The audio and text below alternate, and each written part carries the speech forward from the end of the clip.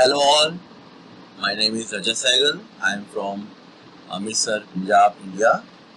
Good evening to all. Today we are going to make a video on Flappy Bird game. See, when I start my picture blocks, I am taking a sprite Flappy Bird, then taking line, taking pipe 1, pipe 2, pipe 3, and once my bird will move, if it will reach to a red line, it will show a message that you have won, and if it touch any of the pipe, it will show the game over and you have lost the game.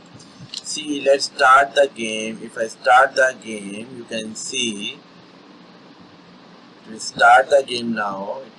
You can see my hand. As I have touched the thing, it is saying game over.